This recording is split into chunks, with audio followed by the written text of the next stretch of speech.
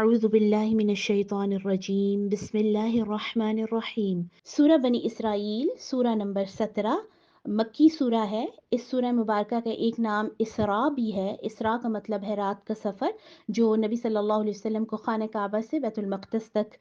करवाया गया। और ये जो सूरह मुबारका है, ये मेराज के मौके पर, जो कि नबूवत के 12वें साल के आसपास पेश आया था, उस मौके पर नाजिल हुई। और ये वो वक्त था कि जब नबी सल्लल्लाहु अलैहि वसल्लम के हवाले से या तो उनको मक्का से निकालने या फिर उनके कत्ल के हवाले से साजिशें हो रही थी। और इस मौके पर मेराज के जिस वक्त आपने सफ़र किया, उस पर हज़रत जिब्राईल ने नबी सल्लल्लाहु अलैहि वसल्लम को मदीना मुनव्वरा भी दिखाया। और उसी तरफ इशारा जो है इस सूरत की आयत नंबर 80 में मौजूद है। हज़रत आयशा रज़ी अल्लाह तआला अन्हा बयान करती हैं कि नबी सल्लल्लाहु अलैहि वसल्लम जब तक सूरह बनी इसराइल और सूरह ज़ुमर की तिलावत ना कर लेते थे, बिस्तर पर नहीं लेटते थे। तो जैसा कि अभी ज़िक्र किया मैंने कि सरदारान कुरैश जो हैं वो नबी सल्लल्लाहु अलैहि वसल्लम को या तो कत्ल कर देना चाहते थे या मक्का में रहने नहीं देना चाहते थे, उधर से बेदखल करना चाहते थे। तो इस पर ये खुशखबरी सुनाई गई है इस सूरत में कि अल्लाह इन्हीं लोगों को गैर मुस्तहकम कर देगा, इन्हीं को शिकस्त होगी। यही वो लोग हैं जो आपके सामने एक दिन शिकस्त याफ्ता होकर खड़े होंगे। और कुफ़ार मक्का को तंबीह की गई है, उनको बतौर सबक और इबरत ये बताया गया है कि इसी तरह बनी इसराइल ने ज़मीन पर फ़साद पैदा किया था और उन्होंने 2 दफ़ा मुल्क शाम में फ़साद मचाया, तो दोनों दफ़ा उनको सज़ा दी गई। पहली दफ़ा जब बनी इसराइल ने तौरात को झुटलाया, तो अल्लाह सुब्हानहु व तआला ने बुख्त नसर जैसे ज़ालिम और जाबिर बादशाह को उन पर मुसल्लत किया, जिसने हज़ारों इसराइलियों को कत्ल करके बैतुल मक़दस में खूब तबाही मचाई। और फिर उज़ैर अलैहिस्सलाम की कोशिशों से बनी इसराइल को दोबारा उरूज हासिल हुआ, लेकिन उनके बाद बनी इसराइल ने दोबारा वही हरकतें करना शुरू कर दी, दोबारा नाफरमानियाँ और सरकशियों वाली रविश इख्तियार की। तो हज़रत ज़करिया और हज़रत यहया अलैहिस्सलाम के कत्ल के बाद जब उन दोनों को इन लोगों ने बेदर्दी से कत्ल किया, तो अल्लाह का कानून दोबारा पलटा और बाबुल के एक ज़ालिम बादशाह टाइटस ने इन पर हमला करके इनको तबाह बर्बाद किया। आज भी अल्लाह का कानून उसी तरह कायम है। अगर इंसान अल्लाह के अहकामात से रूगर्दानी करेंगे, तो उसी तरह तबाहियाँ और बर्बादियाँ उनका मुक़द्दर होंगी। इस सूरह मुबारका में इस्लामी रियासत की मुआशरती इक़दार भी तफ़सीली तौर पर बयान की गई हैं, क्योंकि इसके बाद जो है वो मदीना की तरफ मुसलमानों की हिजरत थी। तो इस सूरह मुबारका में उस हवाले से भी उनको जो है वो गाइड किया गया है कि जो मुसलमानों का मुआशरा होगा वो कैसा होगा। इसी तरह इसी सूरह मुबारका में वसाया अल अशरा, यानी जो बनी इसराइल को 10 अहकामात दिए गए और उन्होंने उन अहकामात को पसे पुष्ट डाल दिया, उसका भी तज़किरा है। और उसी हवाले से फिर इस बात का तज़किरा है कि मुसलमानों के लिए भी उसी तरह के अहकामात हैं। तो जैसे बनी इसराइल ने अल्लाह के अहकामात को जो है वो सीरियस नहीं लिया, उसको हमेशा उन अहकामात की जो है वो रूगर्दानी की, उनको पसे पुष्ट डाला, तो उसके नतीजे में तबाही, बर्बादी और दुनिया भर में धक्के जो हैं वो उनके नसीब में जो है वो लिख दिए गए। इसी तरह जो कौम भी अल्लाह के अहकामात के साथ ये सलूक करती है और उसको गैर अहम समझती है, उनके साथ फिर इसी तरह का रवैया जो है और इसी तरह का नतीजा जो है उनको भुगतना पड़ेगा। अक़ीदा तौहीद, अल्लाह पर तवक्कुल, साबित कदमी और हिजरत के नतीजे में जो रियासत बनेगी, रियासत मदीना, उसके हवाले से जो है वो खुशखबरियाँ भी इस सूरत में शामिल हैं। इसी तरह इस बात का इरादा है कि शैतान किस तरीके से इंसानों को मुख्तलिफ हीलों और बहानों से उन पर हमला करने की कोशिश करता है, लेकिन जो अल्लाह के बंदे हैं वो शैतान की नहीं सुनते। और कायनात की हर चीज़ तस्बीह बयान करती है, लेकिन इंसान उस तस्बीह को समझने की कुदरत नहीं रखते। इसीलिए सिर्फ इंसान ही वो मखलूक नहीं है कि जो अल्लाह की इबादत करने वाले हैं, बल्कि हर एक चीज़ जो हमारे इर्द गिर्द है वो अल्लाह के सामने सरबसजूद है। और इंसान के लिए भी इसी में ही निजात है दुनिया और आखिरत की, कि वो अल्लाह के अहकामात के सामने अपने आप को झुका दे।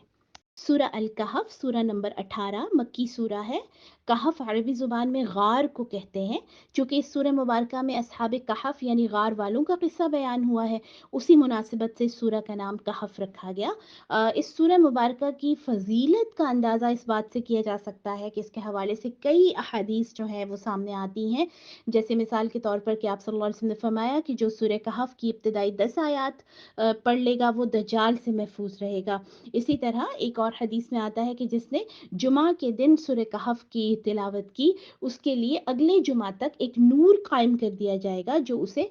فتنوں سے محفوظ رکھے گا۔ اسی طرح ایک اور حدیث ہے ابو داود کی کہ تم میں سے جو شخص دجال کو پائے اسے چاہیے کہ وہ سورہ کہف کی ابتدائی آیات پڑھے، اس لیے کہ یہ سورت دجال کے فتنے سے پناہ دینے والی ہے۔ اس سورہ مبارکہ میں خاص طور پر ایمان سے متعلق اور مومنین کو جو آزمائشیں اور فتنے لاحق ہوں گے ان کے حوالے سے بڑا مفصل طریقے سے تذکرہ ہے، اور خاص طور سے دور آخر کے فتنوں سے مقابلہ کرنے کے لیے تیار کرنے والی سورہ ہے۔ ہم دیکھتے ہیں کہ اس میں اللہ سبحانہ و تعالیٰ نے 4 طرح کے مختلف آزمائشوں اور ٹرائلز اور فتنوں کا تذکرہ کیا ہے جو ایک مومن کو درپیش ہو سکتے ہیں، جن میں ایمان کی آزمائش کے حوالے سے اصحاب کہف کا قصہ بیان ہوا ہے، اسی طرح دولت کے حوالے سے جو 2 باغ والے ہیں ان کا قصہ بیان ہوا ہے، اسی طرح علم کی آزمائش کے حوالے سے قصہ موسیٰ اور خضر علیہ السلام بیان ہوا ہے، اور اسی طرح اقتدار اور سٹیٹس اور مرتبہ یا رتبہ جو ہے وہ بھی آزمائش ہے، اور اس کے حوالے سے ذوالقرنین کا قصہ جو ہے وہ بیان کیا گیا ہے۔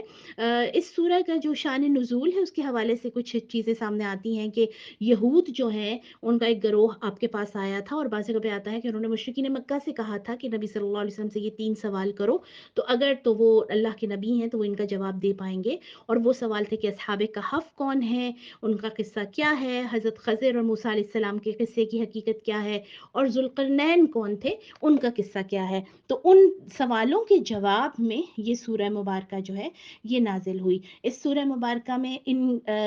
آزمائشوں اور ٹرائلز کے علاوہ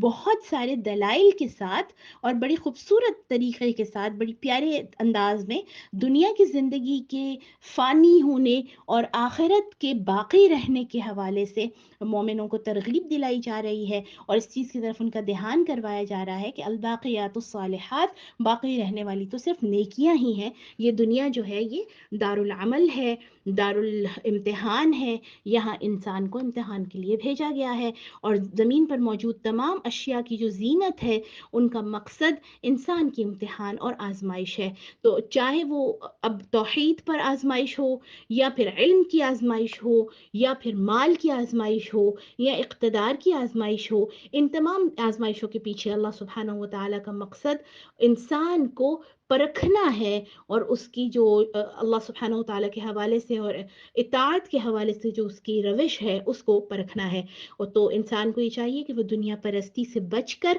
اللہ کی دعوت، توحید اور آخرت کو قبول کر کے اپنے اعمال کو بہتر کرنے کے لیے کوششیں کرے۔ سورہ مریم مکی سورہ ہے، سورہ نمبر 19۔ مریم سلام اللہ علیہا حضرت عیسیٰ علیہ السلام کی والدہ کا نام ہے۔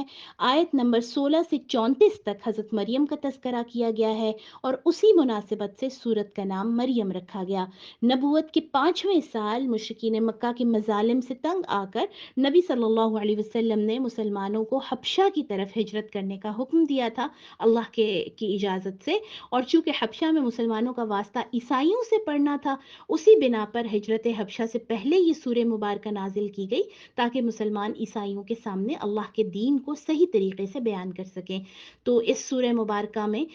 ہم دیکھتے ہیں کہ عقیدہ تثلیث جو ٹرینٹی کا عقیدہ ہے کرسچنز کا، اس کی تردید کی گئی، توحید کا تذکرہ کیا گیا، اور توحید کے اس بات کے لیے، توحید سمجھانے کے لیے عقلی دلیل دی گئی کہ جس اللہ نے انسان کو بغیر باپ اور ماں کے پیدا کیا، یعنی آدم علیہ السلام کو عدم سے وجود بخشا، ان کا تو نہ ماں تھی نہ باپ تھے ان کے، تو کیا وہ حضرت عیسیٰ علیہ السلام کو بغیر باپ کے پیدا کرنے پر قادر نہیں؟ پھر عیسائیوں کو ان کی اپنی تاریخ سے توحید کی ایک اور دلیل دی کہ جس اللہ نے حضرت زکریا علیہ السلام کو بڑھاپے میں اولاد دی، اسی اللہ نے حضرت مریم کو بغیر شوہر کے بیٹا عطا فرمایا۔ اور پھر حضرت عیسیٰ علیہ السلام کی پیدائش کے فوراً بعد کی گفتگو کا تذکرہ ہے کہ جو انہوں نے اپنی ماں کی گود میں یہ کہا کہ میں اللہ کا بندہ ہوں، اللہ میرا رب ہے اور تمہارا بھی رب ہے، اس کی عبادت کرو۔ تو اس گفتگو کو جو ہے وہ پیش کر کے عقیدہ تثلیث یعنی ٹرینٹی کی تردید کی گئی۔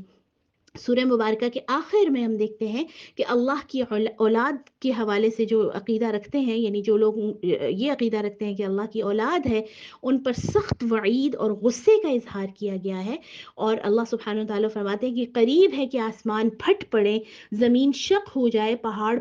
جو ہے وہ ریزہ ریزہ اور پارا پارا ہو جائیں، کہ یہ لوگ جو اللہ پر یہ الزام باندھتے ہیں کہ اللہ کی اولاد ہے۔ اس کے علاوہ حضرت زکریا کی دعاؤں، حضرت عیسیٰ، حضرت یحییٰ کی پیدائش، حضرت مریم کی پوری وہ کہانی ہے، ان کی پاک دامنی کا بیان ہے، حضرت ابراہیم علیہ السلام، اسماعیل علیہ السلام، موسیٰ علیہ السلام، ہارون علیہ السلام، ادریس علیہ السلام کا ذکر خیر بھی اس سورہ میں آپ کو ملے گا۔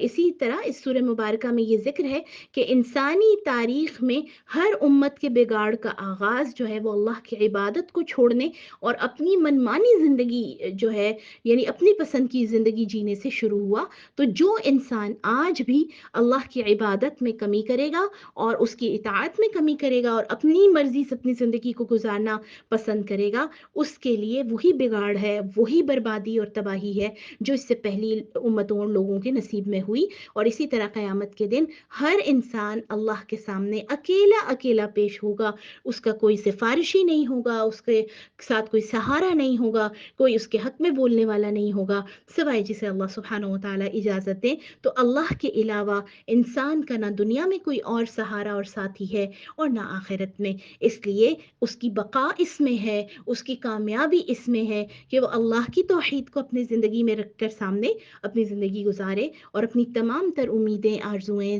جو دعائیں ہیں وہ اسی سے وابستہ رکھیں۔ وما علینا الا البلاغ۔ السلام علیکم ورحمۃ اللہ۔